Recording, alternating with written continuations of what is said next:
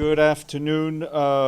Just starting off yet again with the situation in Gaza, and we also that yesterday colleagues of our Al Jazeera friends here who were working in Gaza were victims yet again of the conflict. I can tell you that the Secretary General condemns the killing of the 6 Palestinian journalists in an Israeli airstrike in Gaza City on August 10th. These latest killings highlight the extreme risks that journalists continue to face when covering this ongoing conflict. The Secretary General calls for an independent and impartial investigation into these latest killings. At least 242 journalists have been killed in Gaza since the war began.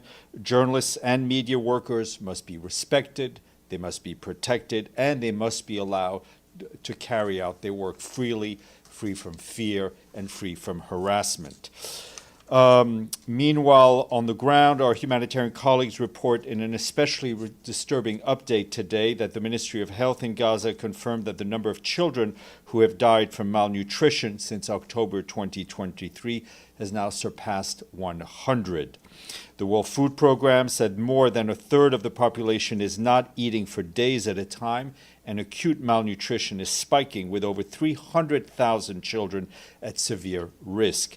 Additionally, the UN Food and Agriculture Organization warned last week that a mere 1.5% of cropland in Gaza is both accessible and undamaged, signaling a near total collapse of the local production of food. Yesterday, we and our partners collected food and hygiene kits from the Karim Abu Salam crossing. However, supplies were offloaded directly from these trucks before reaching their destination, given the extreme desperation pervasive in Gaza today. People need a predictable lifeline, not a trickle of aid. The World Food Programme says that just to cover basic humanitarian food assistance needs, more than 62,000 metric tons are required to enter Gaza every month. And so far, humanitarians have not been permitted to bring in enough supplies to support the Palestinians there. We can confirm that we collected fuel from Karim Shalom crossing yesterday. Israeli authorities are allowing on average the entry of about 150,000 liters of fuel daily. However, this remains far below the minimum required to sustain life-saving operations. For example, the Palestinian Civil Defense Organization warned yesterday that more than half of their ambulances have stopped operating across Gaza due to the shortage of fuel and the shortage of spare parts, which are not allowed to come in. Israeli authorities must allow aid to enter through all crossings and via all available corridors so that we can deliver at scale, in a safe and in a dignified manner, the humanitarian aid that is so desperately needed. A ceasefire is urgently needed to save lives. This would allow us to speed up delivery of food for the hungry, health services for the sick and wounded, and shelter materials for displaced people who've been forced to flee repeatedly since the onset of the hostilities. And it would also allow for the release of the remaining hostages that are being held in Gaza. And yesterday, you saw that there was a special meeting of the Security Council. Briefing from our end was Miroslav Yencha, the Assistant Secretary General for Political and Peace Building Affairs. He expressed our extreme concern following Israel's decision to expand military operations in Gaza. He said if these plans were implemented, they will likely trigger yet another calamity for the people of Gaza. He underscored the need for a full, immediate, and permanent ceasefire and the immediate and unconditional release of all hostages. For his part, Ramesh Ramasingam, the Director of Coordination Division at OCHA, spoke about the horrific humanitarian conditions which we have been telling you about almost on a daily basis.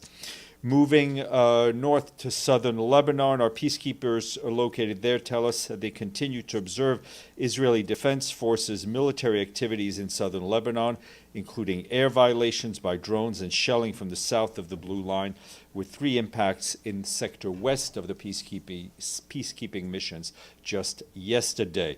UNIFIL continues also to find unauthorized weapons and ammunition caches in its area of responsibility. Yesterday, our peacekeepers found a cache in Sector East containing approximately 120 rockets and mortar shells, anti-tank mines, anti-personnel mines, and fuses. The day before, UNIFIL discovered another cache also in Sector East with mortar rounds, with mines, with rifles, and ammunition. As per usual practice, all of these weapon finds were referred to the Lebanese armed forces. The work of the peacekeepers and the Lebanese armed forces are doing is dangerous. As to illustrate that point, you will have seen that on Saturday, 6 Lebanese armed force soldiers were killed and several others injured during the inspection and retrieving of explosives near Zipkin in southern Lebanon. Our peacekeeping colleagues in southern Lebanon extended their condolences to the Lebanese armed forces and to the families of the fallen soldiers, also wishing a speedy recovery to those who are injured. In a statement following the incident, UNIFIL's head of mission Force Commander Major General Abanyara stressed that peacekeepers will continue to support the Lebanese armed forces and their work in an effort to restore stability to southern Lebanon. Turning to the extremely dire situation in Sudan, where civilians are continuing to endure deepening crisis with ongoing attacks, with acute hunger, and with starvation. Our Director of Operations Advocacy at OCHA, Edem Wasornu, who is in the region, today expressed alarm over reports from the besieged city of El Fasher that more than 60 people died from malnutrition in just 1 week. And most of them, as one can imagine, belong to vulnerable groups such as women and children.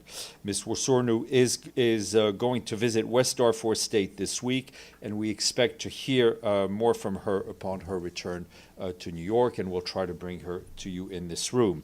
As you're aware, famine was first detected in North Darfur State in the Zamzam displacement camp about a year ago, and it is expected to have expanded to other areas in time. Meanwhile, we continue to be gravely concerned by the ongoing violence in the Kordofan region, including reports last week of attacks on some villages in North Kordofan State. 18 civilians were reportedly killed, with dozens more wounded. We once again underscore, and it is tragic that we need to underscore this on a regular basis, that civilians must never be targeted and that all parties must uphold their obligations under international law and international humanitarian law. On the health front, we and our humanitarian partners continue to scale up response to the cholera outbreak that we're seeing in Sudan, where nearly 100,000 cases have been recorded since July of last year. In Khartoum State, a new vaccination campaign began yesterday, targeting 1.1 million people with support from our colleagues at the World Health Organization.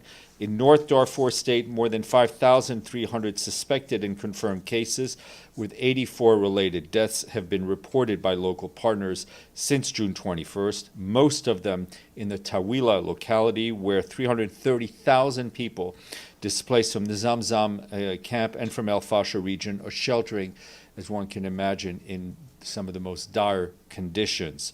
Our partners on the ground are responding through cholera treatment centers, but overcrowding, poor sanitation, limited access, and the ongoing rainy season are accelerating the spread of the disease and hampering the delivery of aid. Turning to the Democratic Republic of the Congo and our peacekeeping mission there, tell us that yesterday in the town of Jina in Ituri province, our peacekeepers responded to reports of gunfire in the town center. Our colleagues have a forward temporary operating base in Jina. Upon hearing about the gunfire in town, they sent a patrol, which encountered an incursion by armed men from the Codeco militant group. Our peacekeepers fired deterrent rounds, prompting the assailants to retreat. In coordination with the second patrol, the UN mission secured the Jina town center and market area, where 6 civilians, 3 women, 2 men, and 1 child were reportedly killed, 5 of them inside a shop. 4 others were also injured. UN peacekeepers provided first aid and evacuated the wounded to a local health center. Following the attack, civilians gathered at the temporary operating base to seek protection and shelter. The UN mission has since intensified patrol in the area to deter further violence and to try to reassure the population. Turning to Ukraine, our colleagues in the Office of the Coordination of Humanitarian Affairs tell us that this morning and also over the weekend, hostilities in frontline regions killed and injured several civilians, including children. That's what local authorities are telling us.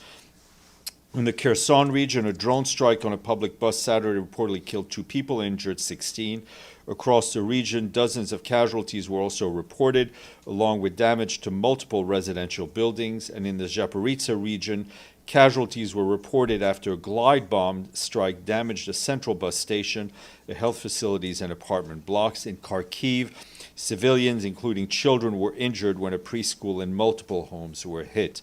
And in Dnipro, attacks caused casualties, damaged multiple houses and other civilian facilities. Authorities there also say that a mine incident in Odessa, Kharkiv, and Sumy regions killed and injured civilians, underscoring the ongoing threat that mines continue to pose across Ukraine, including coastal areas. And as the security situation worsens, authorities expanded mandatory evacuations for families with children in parts of Donetsk and Dnipro. Over the past 3 days, 4,600 people, including 240 children, were evacuated from frontline areas in Donetsk region. Aid workers in Zaporizhzhia, Dnipro region provide medical, psychological, and emergency shelter support, along with meals and blankets, to people impacted by recent attacks. And you will have seen over the weekend we issued a statement in which the Secretary General welcomed the comprehensive joint declaration signed on Friday by President Ilham Aliyev of Azerbaijan and Prime Minister Nikol Pashinyan of Armenia, together with President Trump of the U.S., as an important milestone in the normalizing of relations between Armenia and Azerbaijan. The Secretary General applauded the commitment of President Aliyev and Prime Minister Pashinyan to sustain dialogue and confidence building, and recognized the efforts of President Trump in facilitating this progress. He reaffirmed the strong support of the United Nations for all efforts to advance lasting peace in the South Caucasus. Turning to Afghanistan, the latest update in the human rights situation in that country, covering a period from April to June of 2025, points that the UN assistance mission has received various reports of the de facto Taliban authorities impeding women's right to work, despite publicly affirming that Islam permits women to work and to be entrepreneurs. Based on monitoring by the UN mission's Human Rights Service, the update also notes that in May, dozens of women working for the United Nations were subject to explicit death threats from unidentified individuals in relation to their work with the UN mission and other UN agencies, funds, and programs. This required us to implement interim measures to protect the safety of our colleagues. According to the update, in subsequent engagements with the de facto authorities, they informed the UN mission that their personnel were not responsible. However, an investigation by the de facto Ministry of Interior is underway. The UN assistance mission in Afghanistan also noted that the de facto authorities' monitoring of women's adherence to the hijab instruction appeared to have intensified in some parts of the country. The update also mentioned recorded incidents of gender-based violence against women and girls, including cases in which officials of the de facto authorities were accused of being both the perpetrators of forced marriage and enforcing forced marriage. The full report, which is worth the read, is online. Back here this morning, the Security Council held a high-level open debate on maritime security, prevention, innovation, and international cooperation to address emerging challenges. Briefing the Council via video conference was the Secretary General of the International Maritime Organization, Arsenio Dominguez. He stressed that the safety and security of the maritime sector is fundamental to the economic stability, sustainable marine development, and to livelihoods. His remarks were shared with you. Tomorrow, my guest will be Ulrika Richardson, the humanitarian coordinator for Haiti. She'll be here in person to speak to you about Haiti, and I think this will be her last briefing on Haiti. As you know, she is supposed to take up a post in Libya. Today is a very musical international day. Any guesses? Steel Pan Day, yes. The steel pan is a musical instrument originating in Trinidad and Tobago. Don't look at me like that, Benno. No, that was so weird. Why did she do it? Don't ask. You can ask the question directly, because your colleague is well informed. Let that be a lesson. The steel pan is a musical instrument originating where, Benno? Trinidad and Tobago. There you go. It possesses cultural and historical significance and correlates, I can't speak, to cultural, social, and economic development. And I'd like to have one to introduce me every day as I step up to the podium. Edie. Thank you, Steph. First, does the Secretary General have any comment on the death today of Colombian Senator Miguel Uribe, who was shot at a rally in the city, in the main city 2 months ago, and was a potential presidential contender? Of course, we extend our condolences to the senator's family, to his friends, and as you recall, we strongly condemned the assassination attempt when it took place, and I do expect a more formal statement to be issued shortly. And secondly, you talked about in El Fasher that there were I think 68 starvation deaths. How did the UN get those figures, since apparently El Fasher is supposed to be totally surrounded by... We remain in touch with on the ground. Thank you. Let's go to our guest, because we're polite people, but you need to bring your microphone. Okay, thank you, Stefan. I appreciate it. Two quick questions. You said you called for an investigation into the assassination of our colleagues in Gaza. There's been, of course, 237 journalists have been killed. Who would conduct this independent investigation, and how would the UN go about ensuring that it will happen? Second, the UN has... My brain power is limited. If you as your colleague knows, we do it one step at a time. Accountability tragically takes time, especially in conflict, but accountability needs to happen. We've seen it in other recent conflicts where it sometimes takes a long time to find accountability. How such an investigation will take place in the middle of a conflict is difficult to say, but there are various options, but there will need to be accountability for what happened. Your second question. My second question is... Your microphone, please. Sorry. My second question is on genocide. The United Nations has a definition as to what genocide is. Can you tell us where what's going on in Gaza, what Israel has been doing in Gaza, falls short of that definition? For the Secretary General, for a conflict to be labeled as genocide, it needs to be a decision of a court, right? There is very clear legal language in the Convention on Genocide. Labels aside, I think the Secretary General has been extremely clear and extremely direct in calling out what has happened, the killings of civilians in Gaza repeatedly, and how it needs to stop, and how, again, there will need to be accountability for the crimes committed during this conflict. Murad. Thank you, Stephen. Now, the war in Gaza is the deadliest conflict for journalists. Is it what? The deadliest, yes. Of the journalists in the modern times. Do you think the actions and positions by the international community, including the UN, are rising to the level of such a situation? My question to you, Murad, is which UN are you speaking about, right? I think we leave it to you and other journalists to comment and analyze what the Security Council has been doing, what the General Assembly has been doing, what the Human Rights Council has been doing, and what the Secretary General has been doing. I think the Secretary General has been very much engaged. The whole UN secretariat system and the funds and programs and agencies and our colleagues who remain on the ground, our Palestinian colleagues who remain on the ground, our international colleagues who remain on the ground, have been dedicated to trying to help the people of Gaza. The Secretary General's advocacy and his contacts have continued to be very clear in trying to find an end to this conflict, to try to get more humanitarian aid in, and to try to get the hostages released. Pam, then Benno, then Abdelhamid, and then we'll go to Sinan. Thanks, Steph.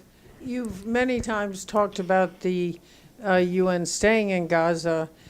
Given the plan and the increase in the violence and deaths, does the UN have a plan to remove any of the staff? We continue to look at the security situation on a day-by-day basis, adjust our international footprint as needed. Right now, we remain in Gaza, but let's. I think, we focus. We talk about our international presence, but let's not forget our Palestinian colleagues, who remain there, trying to do work, while themselves being hungry, while themselves also trying to focus on feeding their families.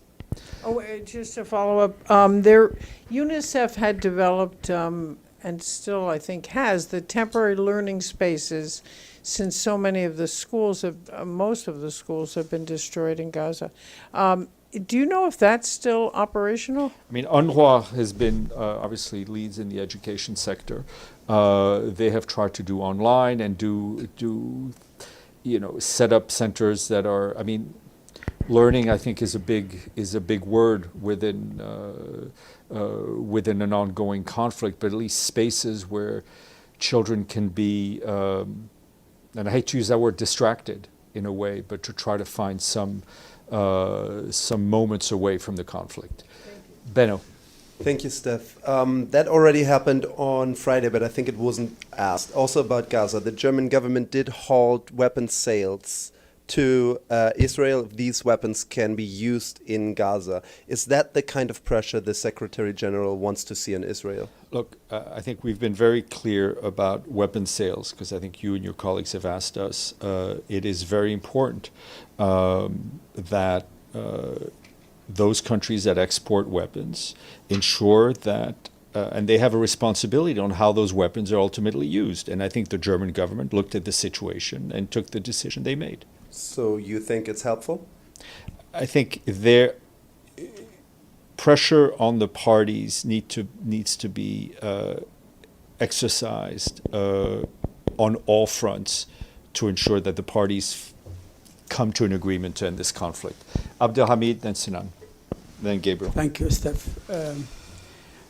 Going back to the same question about investigating the killing of the journalist, you don't investigate when the killer admits his crime.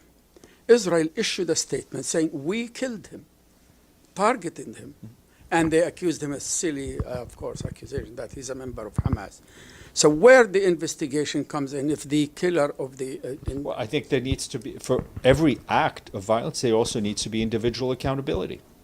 My second question is about killing also a famous Palestinian soccer player. He's 41-year-old. He is nicknamed Pele of Palestine. His name is Sulaiman Al-Abid. Are you aware of this crime also? I mean, we saw the tragic news of his killing, as I understood it, while trying to get food. Yeah.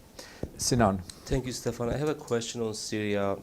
Footage from security cameras at the hospital in the city of Suwaida in southern Syria published Sunday showed that a medical worker was killed by a military person.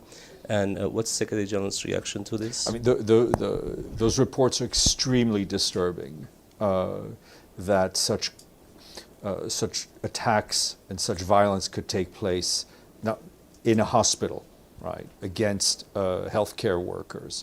We saw and took note of the statement by the leadership in Damascus today that they would investigate fully, and we look forward to the results of that investigation.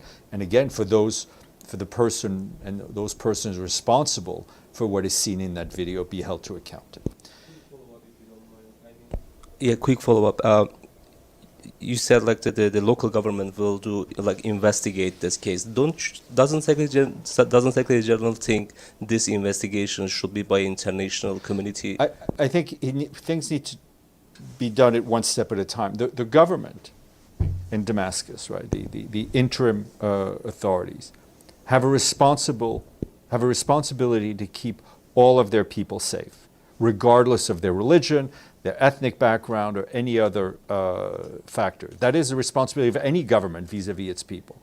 So let's do it one step at a time. Let them do the investigation because it is their responsibility, and let's see what the results are. Gabriel, and then Deji. Thank you, Steph. Does the Secretary General acknowledge that journalists are protected under the Geneva Convention and that killing them is a war crime? The Geneva Conventions are clear. They should always be respected. So some commander within the Israeli military gave the orders to murder these journalists. The Secretary General feels that this investigation should identify any perpetrators. There needs to be personal accountability for what's happened in this conflict as to what's happening in other conflicts that we're seeing around the world, including in Sudan. And you said that investigations take time. And I said accountability takes accountability, time. I'm sorry. Accountability takes time. And I think back to May of 2022 when Shireen Abu Akleh was killed by Israeli soldiers. They initially denied it, but an internal Israeli investigation concluded it was a high probability that an Israeli soldier killed Shireen Abu Akleh. Independent investigations confirmed it. My question is, no one was ever brought to justice for that. And so how are we supposed to have any confidence that now there's going to be some investigation that will change anything? I think pressure and advocacy needs to be kept up. And my last point, Steph, if I may, question is more journalists have been killed by Israel in Gaza in 22 months than the number of journalists killed in World War I, World War II, the Korean War, and the Vietnam War combined. How is Israel allowed to get away with this? I refer you to what I said. There will need to be accountability. There needs to be accountability, and there needs to be individual accountability. Deji. On Gaza City, according to your description, I believe the military offensive of Israel on Gaza City hasn't started yet. Is that correct? I do not report on military. I mean, yep. The conflict is ongoing. Okay, but the Israeli authority will tell the UN. Would that be correct? If they started, you would need to ask them. So you are not sure if they really started that UN will receive. You would need to. I mean, I can't answer for them. Okay. Yesterday, just prior to the Security Council meeting, Israeli Prime Minister Netanyahu had also a press conference, and he said that to take Gaza City is the best way to end the war and the best way to end it speedily. It's not what we heard from many member states. Well, it's not what you heard from Mr. Yensha yesterday, who said there is no military solution. Why right? it's wrong? Sorry? Why this idea is wrong? Because there is. I mean, this conflict needs to be settled through diplomacy, right? There's been enough killing. There's been enough suffering. It needs to end, and the military solution, we feel, is not the way to end this conflict. But it seems if you prolong this, it will be more people got killed, isn't it? Deji, I leave that to your deep analysis. I think we've made our point. Abdelhamid. Going back to Sorry, I'll get to you in a second. Going back to the investigation, can we just bring one example that Israel put somebody to account? during its history. That's a question for you. I'm not your, with all due respect, No. I'm not your research assistant. I think you can answer that question. You can do the research. My second question related to that, killing 242 journalists, as you just said, does it worth holding a special session of the Security Council, in the opinion of the Secretary General? Would the Security Council, in respect of those victims, hold a special session on protection of journalists? That will be a decision of the Security Council. We strongly feel that journalists provide an essential service to the world, to policymakers, in order to chronicle what is happening in this conflict and any other conflict. And what we're seeing here in this conflict is a lack of access to journalists, right? Because the Israelis say something, Hamas says something, we say something, and the only way for people to actually know what is going on the ground is for journalists to be able to do their work freely. Yes, sir. Okay, thank you, Steph. Despite all the criticism and condemnation from the international community, but nothing seems to have stopped Israel from executing its plan to take over Gaza City. So under such circumstances, what can the United Nations do to, what actions will the United Nations take next to deal with this situation? Thank you. Well, we will continue to push, to support, and to advocate for a negotiated settlement. In the meantime, our colleagues on the ground, our international colleagues, and most importantly, our Palestinian colleagues will do whatever they can to try to help the people of Gaza to survive. But that is becoming increasingly and increasingly difficult. You may, if you turn on your microphone. Yeah, thank you. Just to follow up on Hamid's question. So, obviously, Israel doesn't listen to anyone, does not allow any journalists and so on. My question is, why not for the Secretary General to take the initiative and call maybe 100 journalists or 50 journalists to go in with him and go to Gaza, demand that they go to Gaza, including you, including the people in this room, maybe others who want to join in, and so on, to actually see what is going on the ground. Secretary General has not been able himself to go to Gaza. Why not? He's not been granted the permission. Okay. The closest we got was Rafa. Murad and then Benno. Thank you. Israel claimed that Al Jazeera correspondent Anas al-Sharif was a member of Hamas. Al Jazeera dismissed these accusations, and Anas himself denied it before his assassination. Does the UN have any information that deny or confirm these claims? No. Okay. Sorry. I see Iftikhar waving his hand at me. I'll let you by. Go ahead, Iftikhar. Thank you, Steph. Thank you for noticing me. And yesterday at the Security Council emergency meeting on Israeli plans to take over Gaza, several delegations proposed a deployment of international force, international protection force in Gaza. Does the Secretary General feel that at this stage such a move would be helpful in saving Palestinian lives? There obviously need to be a mandate from the Security Council. I think what we first need is a ceasefire, an agreement from the parties to stop the fighting, and then the Secretary General and the UN is ready and willing to support the best possible solution to help rebuild Gaza and to help Palestinian Israelis return to a path of dialogue. Thank you.